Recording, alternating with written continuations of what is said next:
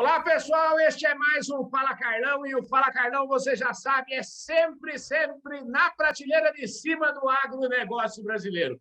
E teria que a prateleira fica mais em cima ainda, é o caso aqui hoje. Eu vou falar com o Carlos Ronchi, que é diretor técnico global da IES. A IES que é uma empresa brasileira, mas que é uma multinacional que cresce a passos largos. Ô, Carlos, obrigado pela sua presença aqui, pela sua volta, né? Há uns 3 anos atrás, nós conversamos presencialmente e agora aqui nesse novo formato do Fala Carlão. Super obrigado pela sua presença, meu amigo. Não, é um prazer. É e sempre será um prazer atendê-lo aí. Maravilha. Ó, como eu já falei, o Carlos ele é diretor técnico global da IES, mas aqui no Fala Carlão, viu, Carlos, a gente sempre diz que ninguém nasce diretor de nada aqui. Eu gosto sempre que as pessoas comecem a minha entrevista falando um pouquinho da história, e eu já me identifiquei logo com o Carlos pelo seguinte, porque ele também é agriculino, fez colégio técnico agrícola, como eu, e eu queria que ele contasse um pouco dessa história. Como é que foi como é que você se enveredou por esse lado dos animais? Conta aí para nós, ô Carlos. Olha, Carlão, eu sou de Amparo, né? Amparo é interior de São Paulo, próximo a Campinas, Serra Negra, Lindóia, Águas de Lindóia, tudo mais. Pedreira. E é uma região muito rural por excelência. Então eu sempre, apesar dos meus pais não serem do meio rural, eu sempre tive muito ligado a fazendas, a sítios e tudo mais. Então eu já sabia de que alguma forma eu enveredaria a minha vida para a agropecuária de uma forma geral.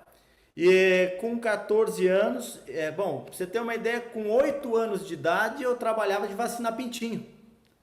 Tinha uma granja, né? Tinha uma granja em Amparo, tem ainda, que se chama Granja São João, e eu ia vacinar pintinho com 8 anos de idade. Enfim. Então aí com 14 anos eu fui fazer colégio agrícola em Jundiaí. Legal. Na época que colégio agrícola a gente tinha muita responsabilidade prática, né? Então assim, no primeiro ano você trabalhava na horta, nós éramos responsáveis, o colégio agrícola tinha 300 alunos, nós éramos responsáveis pela horticultura, tudo que ia de horta para a nossa mesa, a gente era responsável, né? Então, desde preparar a terra, plantar, cultivar, colher, tudo nós fazíamos. Então, dos 14 aos 16, 17, eu fiquei no colégio agrícola e depois fui fazer veterinária na Universidade Federal de Uberlândia. Então, foi mais ou menos assim.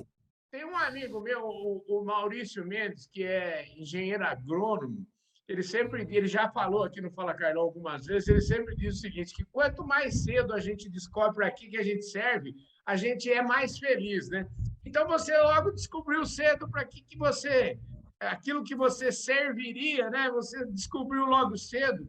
E também você tem uma história de vida aí, quer dizer, sua família, sua mãe era professora, o seu pai morreu cedo, você logo já teve que se virar, né? E você é o filho mais novo, não é isso?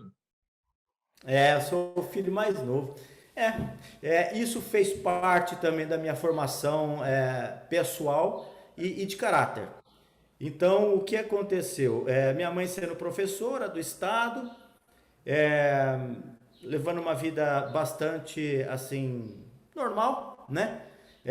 Eu tive que me virar. Então, assim, com 14 anos você vai para o colégio agrícola, 14 para 15 anos, e o colégio agrícola é sistema de internato. Então, você se alimenta, você se hospeda, e eu só, naquela época, os tempos eram outros, né? Eu estou falando de 84, 85. Eu me lembro, minha mãe me dava, no dinheiro de hoje, seria, quando muito, R$ 50, quando muito. Então, por semana, né? R$ 50 por semana. Então a gente eu sempre ia de ônibus até o colégio agrícola, né? Saía de Amparo e ia para Jundiaí de ônibus, e de lá pegava um circular para a fazenda e voltava de carona. Então existia um ponto, nossa, se for falar sobre carona, eu já peguei cada experiência de vida aqui que é impressionante. Eu sei exatamente o que você está falando, porque eu passei tudo isso aí também. É muito Nossa, legal isso, muito é divertido. Deus protege bêbado, criança e agriculino, né? Então o que que acontece? O que que acontece? A gente ficava hospedado no colégio agrícola, se alimentando, né, lá, e na sexta-feira tinha um ponto já característico onde os agriculinos pegavam carona, ali em Aham. Jundiaí. Então eu voltava de carona. Então, basicamente, o meu custo semanal era só a passagem de ônibus de Amparo a Jundiaí. E por ser estudante, você tinha aquela carteirinha de estudante que pagava meia. Então, com isso, eu consegui desafogar muito minha mãe, sabe? Legal. Foram 3 anos no colégio agrícola. Isso te dá muita formação, muito caráter, né? Muita responsabilidade. Naquela época, o colégio agrícola a gente trabalhava muito. A gente tinha pés a gente tinha frutíferas, né? Laranja, por exemplo, que você era responsável por aquilo. Era você que tinha que limpar. Uva, você era responsável por aquilo. Ajudar a tirar leite de manhã, você é responsável por aquilo. Fazer todo o manejo dos leitões, das poedeiras, você era responsável por aquilo, coletar o ovo e tudo mais. Então, assim, me ajudou muito a formação pessoal e profissional. Esse período do colégio agrícola me ajudou muito na faculdade, na veterinária. Muito, muito. Imagina. Quer dizer, e você já saiu do. Você decidiu fazer veterinária quando você estava no colégio agrícola ou antes você já tinha essa ideia? Não, eu. O colégio agrícola, ele não dá muita base para você entrar na faculdade. Ele te dá uma base para você trabalhar no campo, mas não entrar na faculdade. É verdade. Então eu saí do colégio agrícola de português, inglês, matemática, física, química, muito ruim. Uhum. Né? Eu entendia de zootecnia, entendia de horticultura, de fruticultura, de tudo, né? Mas assim, as matérias eram muito difíceis para mim. E eu tive que fazer um cursinho 6 meses, assim, muito intenso. Muito intenso. Levantava às 5 horas da manhã, começava a estudar às 6, parava para almoço, voltava a 1, estudava até às 6h30, tomava banho, 6h30, 7h30 eu estava no cursinho e voltava às 11. Deitava na cama às 11 horas da noite e repassava todas as aulas na cabeça. Todas. Então eu ia dormir 1 hora da manhã, porque eu deitava na cama e começava, bom, primeira aula, não sei o que, não sei o que, não sei o que, segunda aula, não sei o que. E aí no outro dia, 5 horas, eu estava em pé. E minha mãe achou que eu estava ficando louco, né? Porque eu nunca fui uma pessoa de estudar. Minha mãe Aham. começou a me tirar desse negócio. Nossa, você está ficando louco. Eu nunca vi você estudar, hoje você estuda 24 horas. Mas aí foram 6 meses de cursinho. Eu fiz só 6 meses e entrei na faculdade.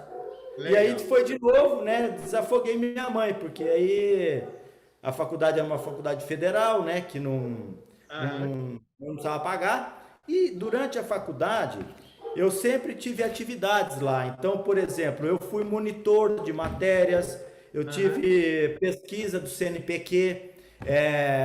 Aí no quinto período da faculdade, eu consegui um intercâmbio para ir para os Estados Unidos, para trabalhar numa fazenda lá nos Estados Unidos. Trabalhava nessa fazenda e depois uma parte na Universidade de Minnesota. Uhum. Voltei dos Estados Unidos, comecei a dar aula de inglês. Então, assim, eu tinha bolsa, eu era monitor de uma matéria, tinha uma bolsa. Aí eu era pesquisador do CNPq, tinha outra bolsa e dava aula de inglês à noite. Era Uhum. mais um ingresso. Então, assim a gente foi ajudando todo mundo aí e me formei. Espetacular, ô Carlos. Deixa eu te falar. E esse negócio, você hoje, como eu já apresentei aqui, você está numa empresa que é uma multinacional brasileira, mas você teve uns períodos aí que você trabalhou aí na sua região também. E antes de falar um pouco da IES, eu queria que a gente continuasse um pouquinho. Você saiu da faculdade, quando é que você virou fazendeiro? Como é que é? Ser fazendeiro era um sonho seu, eu queria saber. Quando é que você virou fazendeiro? Não, bom, eu saí da faculdade e eu tive. Você sabe que a primeira escola profissional sua impacta muito na sua formação, Uhum. né? E eu tive o privilégio de ser contratado pelo professor Paulo Lourenço. O professor Paulo Lourenço era professor da Universidade Federal de Berlândia. Uhum. Eu tive o privilégio de ser contratado pelo professor Paulo Lourenço para trabalhar na Granja Resende, que é em Ah, legal. Uberlândia. Uhum. E a Granja Resende, na avicultura, ela era referência mundial. O Sim, que não tivesse na Resende não tem no mundo ainda. entendi. Então, isso foram 5 anos. E para mim foi uma escola Resende. Assim, eu tive a oportunidade, o privilégio de conversar várias vezes com o senhor Alfredo Resende, que era uma pessoa diferenciada, uma pessoa muito além do seu tempo. Uhum. E uma das vezes ele me falou assim, não, Neguinho, quem trabalha na Grande Resende trabalha em qualquer empresa do mundo, viu? Ele falou para mim. Ele era uma pessoa de muito poucas palavras, de muita ação, mas pouca palavra. Ele falou, ó, quem Entendi. trabalha na Grande Resende trabalha em qualquer empresa do mundo, viu, Neguinho? E eu sei que com 25 anos, né, é, você não entende muito entrelinhas ainda. E ele falou uma coisa verdadeira. Quem teve a escola da Resende, você pode ver que tem vários profissionais de sucesso. Pedro Crozara, profissional Uhum. respeitadíssimo. Teve vários profissionais de sucesso na Grande Resende, que saiu de lá.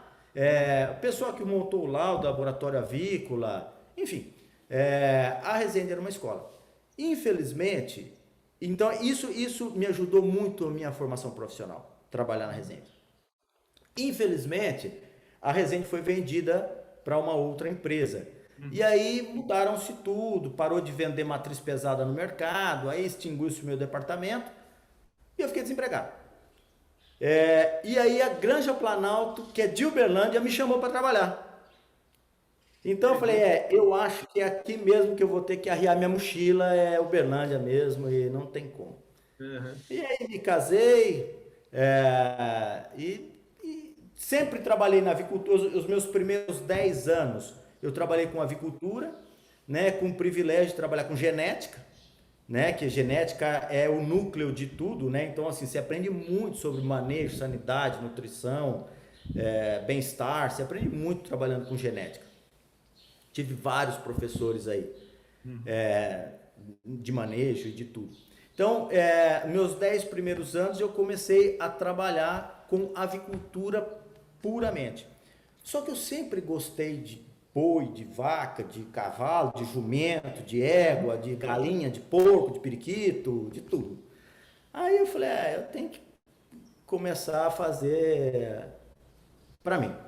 E aí começou com 10 boi e depois foi embora. Assim. Maravilha. Escuta, e como é que. E daí para a IES? Como é que é essa história? Então, aí eu passei pela Planal, meu quarto emprego, na Ah, verdade. Geração X não muda muito de emprego, né? é verdade. Então, então assim, o primeiro Resende, depois Planalto, depois eu trabalhei na Altec durante 14 anos, que foi uma Ah, escola magnífica também, uma multinacional magnífica. Trabalhei na Altec durante 14 anos, e daí saí da Altec e a IES me chamou. Eu estou na IES há 5 anos e a IES, o projeto dela era muito bonito. Era ah, muito bacana o projeto, porque a IES foi fundada por 3 brasileiros. Né? Um que era um especialista em fermentação de levedura, Roberto hum, Valeixo. Um que entendia tudo de indústria de açúcar e álcool, e um investidor que entendia tudo de mercado, que é o Vitor Neme. Então, aham. 3 brasileiros. É, Só que em 2016, em abril de 2016, a IES foi comprada por um fundo de investimento. Esse Aham. fundo de investimento se chama Aqua Capital. É Aham. um fundo brasileiro que Sim. investe no agronegócio.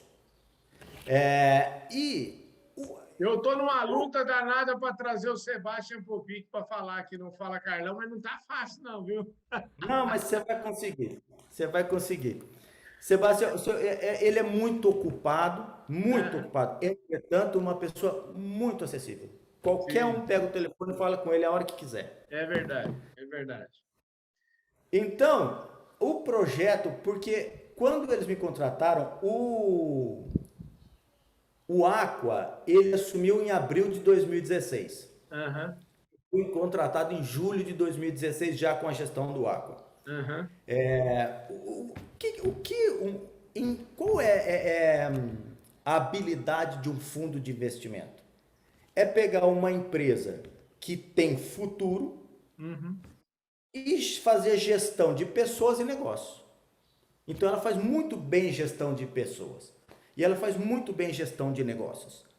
Então começou a contratar pessoas, profissionais, assim, hoje nós somos em 11 líderes da companhia, tem o comitê de liderança, né? Nós somos em 11 líderes, com os seus participantes e os seus correlatos, vai para umas 16 pessoas. E cada um é dono do seu departamento, entretanto, existe uma comunhão de informações e responsabilidades muito grande nessa companhia. Uhum. Então é interessantíssimo que toda segunda-feira, nós temos 3 horas e meia de reunião, toda segunda-feira, com todo o corpo de liderança. E todo mundo vai falar como está o seu departamento, o que aconteceu essa semana, o que aconteceu semana passada, o que você vai fazer daqui para frente. E é muito democrático. Essa reunião dos líderes é muito democrática. Então, assim, você opina no negócio da pessoa, a pessoa opina no seu negócio. Então, vira uma grande comunhão de informações. E eu acho que eu penso que um dos êxitos dessa companhia, né, ela vem crescendo de 2006 para cá, ela vem crescendo vultuosamente. É uma empresa que cresce 30% a 35% ao ano. É muito, né? Eu penso que é essa gestão de pessoas, sabe? Porque as pessoas certas no lugar certo, sem vaidade, sem bairrismo, sabe? Então, assim, é uma companhia muito democrática, muito democrática. O Carlos, deixa eu te falar, a gente já está chegando aqui no finalmente da nossa prosa aqui, para não deixar o povo sem esse gostinho aqui, eu queria que você falasse um pouquinho sobre as suas atividades aí nessa área técnica, né? Como é que como é que é a sua liderança? O que você pode falar para nós? E tem uma história aí sobre esse negócio de patente verde aí. Eu queria que você me falasse um pouquinho qual é né, vamos dizer assim, qual é a cereja do bolo atualmente aí na sua área aí em relação à IES? E fala um pouquinho dos produtos e serviços aí da IES nesse momento. Claro. Claro, a IES é o seguinte, nós temos dois departamentos técnicos que se fundem em algum momento. Uhum. O departamento técnico que é P&D puro, que é desenvolvimento de molécula, desenvolvimento de melhoramento de processo produtivo, enfim, esse é o departamento de P&D, né? Quando o P&D elabora um produto, ele passa para a mão de outro departamento que aplica aquilo que o P&D faz. Okay. Então, esse é o departamento que eu estou inserido. Então, por exemplo, a Juliana Bueno, que é diretora de P&D, desenvolveu o fruto-oligosacarídeo. Colocou na produção, tal. Aí o fruto-oligosacarídeo entra na mão de outro departamento, que é um departamento técnico aplicado. O que a gente vai fazer? Vai buscar os principais pesquisadores daquela linha e começa a fazer pesquisas universitárias e pesquisas a campo para ver se realmente o que a literatura diz daquela estrutura, daquela molécula, se realmente ela se aplica aqui e se ela dá o resultado esperado. E se não dá, por que não dá? Então vamos voltar para casa e vamos trabalhar em processo produtivo, vamos trabalhar em purificação de molécula e vamos voltar a fazer pesquisa. Eu estou nesta de pesquisa universitária e serviços a clientes. Entendi. É uma honra falar, quando eu entrei em 2016, agosto de 2016 eu assumi, a IES vendia para 14 países. Hoje nós estamos em mais de 37. Então, foi em 5 anos, nós quase triplicamos a quantidade de países que compra da companhia. E é uma companhia genuinamente brasileira. Então, isso é um orgulho para nós. É um orgulho para o Brasil ter uma IES. Bom, a IES, ela trabalha com produtos que melhoram o desempenho animal, que beneficia consumidor, que respeita o meio ambiente. Então, é produto da moda, né? E com muita sustentabilidade científica. E a gente briga entre aspas, no mercado de empresas já muito mais antigas. Então, você como uma empresa nova, com uma cara nova, se você não tiver soluções disruptivas, é muito difícil entrar. Então, nós buscamos nos esmerar em coisas que sejam disruptivas. Por exemplo, o que você falou, o processo de produção do nosso mineral orgânico, nós recebemos do INPI, né, Instituto Nacional de Patente Industrial, nós recebemos do INPI o selo verde. O selo verde diz que o nosso processo produtivo de quelatação de mineral respeita e contribui com o meio ambiente. Isso é controle de dejetos, é controle de matéria-prima, fazer mais com menos. Então, isso é uma coisa disruptiva. Não existe outra companhia no mundo que produz mineral orgânico que tenha patente verde. Não existe outra no mundo. Por exemplo, nós temos micotoxinas, um problema muito sério na produção animal. Nós desenvolvemos, a IES desenvolveu uma metodologia que analisa micotoxinas através do NIR infrared. Então, eu nem preciso da matéria física, da matéria-prima física. Por exemplo, o México tem um NIR lá, ele pega uma quantidade de milho, lê este milho no NIR, manda os espectros para o meu laboratório de qualidade, o laboratório passa o espectro no nosso NIR e fala, olha, você tem este grau de contaminação no seu milho, te sugiro tomar estas providências. Então, isso é uma coisa disruptiva. E isso ajuda demais. Ô, Carlos, deixa eu te falar aqui. Eu queria aproveitar aqui, antes de pedir para você, para a gente encerrar nossa conversa aqui, mostrar para o pessoal que assiste aqui o nosso Fala Carlão, mostrar a revista Agro Revenda, que faz parte aí da plataforma Agro Revenda, tem site, tem o Papo de Prateleira, que é uma entrevista voltada para o segmento de distribuição. Eu vou pedir, pessoal, atenção aí, o pessoal do Papo de Prateleira. Fica atento aqui na conversa, quem sabe vocês têm que marcar uma conversa aí com o pessoal da IES, o Carlos Ronco, enfim, ou quem ele indicar lá para falar, que eu acho bem bacana.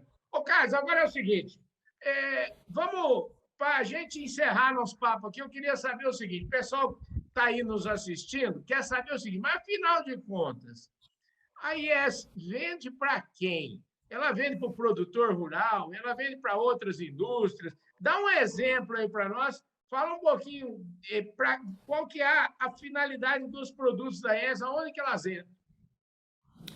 Ok. Penso que 80% a 85% do nosso negócio é B2B. É para quem vai usar o nosso produto. Por exemplo, essas grandes cooperativas, premixeiras. Então, eu vendo o meu produto para uma companhia que vai colocar esse produto na sua ração, alimentar os seus animais e vender os seus animais. Entendi. Mas também nós temos o B2C, que são blends específicos para espécies específicas. Por exemplo, nós temos 3 blends para bovino de corte, para bovino, 2 para corte e 1 para leite. Aí eu vendo direto para o produtor de corte, direto para o produtor de leite. Eu tenho 2 blends que é para cavalo, vendo direto para quem cria cavalo. Então, eu tenho produtos que vai na ração, então a quem faz ração e alimenta esses animais com a ração, ou quem faz um premix, né, mineral, vitamínico e mineral, aí vende para uma empresa. Vou dar um exemplo real. No Goiás tem uma empresa que se chama X. Eu vou vendo esse produto para essa empresa alimenta os seus frangos com esse produto e tem benefício e vende a carne no supermercado. Então tem esse modelo majoritário na companhia. Mas tem também produto que tem o cara que tem um cavalo no final de semana, gosta de andar no cavalo, eu vendo direto o produto para ele alimentar, melhorar pelo, melhorar casco, melhorar fertilidade, melhorar tudo desse cavalo. Assim. Ô, Carlos, deixa eu te falar, super obrigado pela sua presença aqui. Infelizmente, nosso tempo já passou dos descontos aqui. Eu queria agradecer muito, dizer que o Fala Carlão está sempre às suas ordens, sempre às ordens de toda a companhia da IESC. Mande um abraço para o Vitor, um abraço para o Sebastião, um abraço para o Luciano Roupa, enfim, para todo mundo aí, viu? Seguramente, seguramente. Carlão, muito obrigado pelo espaço, muito obrigado pela oportunidade. Assim, poucos programas nos dão a oportunidade de contar da gente, né? E você me falou assim, eu gostaria de saber da sua vida, quem você é, de onde você veio, né? Assim, qual é a sua formação? Então, assim, te agradeço profundamente. Trabalhar na IES é um orgulho. Penso que a gente poderia explorar bastante, porque realmente a filosofia da companhia, os princípios da companhia, por isso o sucesso, né? Por isso o sucesso. Ela é uma empresa muito interessante, colabora muito com o mundo. Maravilha. Eu falei aqui com o Carlos Ronck, que é o líder global, o diretor técnico da IES. A IES, que é uma multinacional brasileira que está fazendo o maior sucesso aí já faz muito tempo. Muito obrigado pela sua audiência. Se você está nos acompanhando através do canal do YouTube e ainda não se inscreveu, se inscreve aí no canal, aperta o sininho para você receber as nossas notificações, deixe o seu like, o seu comentário e, principalmente, faça como eu tenho certeza que o Carlos Ronck, todo o pessoal da IES vai fazer. Eles vão espalhar esse vídeo para todo mundo aí. Vai ou não vai, Carlos? Seguramente. Para mais de 40 países, seguramente. É isso aí, gente. E para você que está na audiência nacional e internacional do Canal do Boi, muitíssimo obrigado, um forte abraço. Eu vejo todos vocês no nosso próximo programa. Valeu, fui!